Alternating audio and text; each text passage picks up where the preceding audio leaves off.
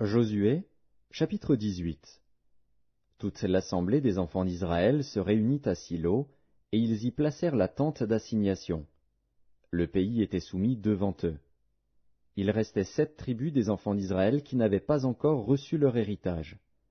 Josué dit aux enfants d'Israël, « Jusque à quand négligerez-vous de prendre possession du pays que l'Éternel, le Dieu de vos pères, vous a donné? Choisissez 3 hommes par tribu, et je les ferai partir. Ils se lèveront, parcourront le pays, traceront un plan en vue du partage, et reviendront auprès de moi. Ils le diviseront en 7 parts. Juda restera dans ses limites au midi, et la maison de Joseph restera dans ses limites au nord. Vous donc, vous tracerez un plan du pays en 7 parts, et vous me l'apporterez ici. Je jetterai pour vous le sort devant l'Éternel, notre Dieu.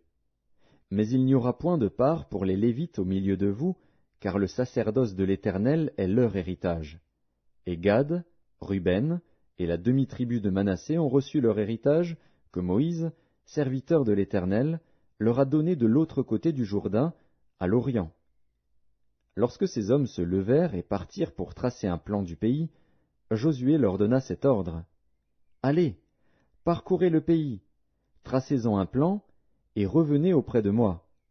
Puis je jetterai pour vous le sort devant l'Éternel, à Silo. » Ces hommes partirent, parcoururent le pays, et en tracèrent d'après les villes un plan en 7 parts, dans un livre. Et ils revinrent auprès de Josué dans le camp à Silo. Josué jeta pour eux le sort à Silo devant l'Éternel, et il fit le partage du pays entre les enfants d'Israël, en donnant à chacun sa portion. Le sort tomba sur la tribu des fils de Benjamin, selon leur famille, et la part qui leur échut par le sort avait ses limites entre les fils de Juda et les fils de Joseph. Du côté septentrional, leur limite partait du Jourdain. Elle montait au nord de Jéricho, s'élevait dans la montagne vers l'Occident, et aboutissait au désert de Beth-Aven. Elle passait de là par Luz, au midi de Luz, qui est Béthel, et elle descendait à Ataroth Adar par-dessus la montagne qui est au midi de Beth-Horon-la-Basse. Du côté occidental, la limite se prolongeait et tournait au midi depuis la montagne qui est vis-à-vis de Beth-Horon.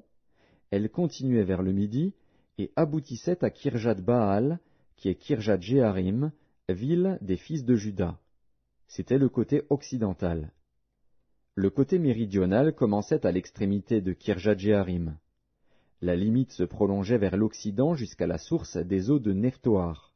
Elle descendait à l'extrémité de la montagne qui est vis-à-vis de la vallée de Beth-Hinnom, dans la vallée des Réphaïm au nord. Elle descendait par la vallée de Hinnom, sur le côté méridional des Jébusiens, jusqu'à En-Rogel.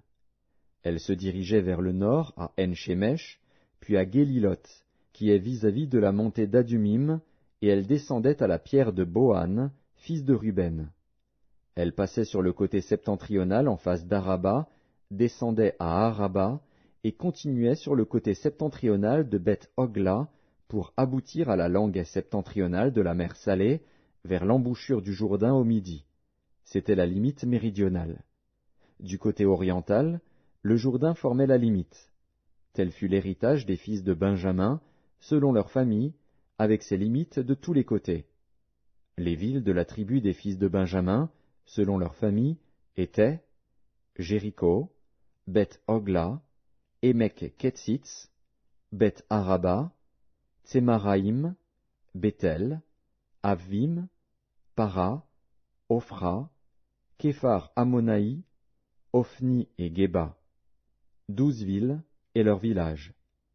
Gabaon, Rama, Béhéroth, Mitzpé, Képhira, Motsa, Rékem, Jirpil, Taréala, Tséla, Élef, Jébus, qui est Jérusalem, Gibéat et Kirjat.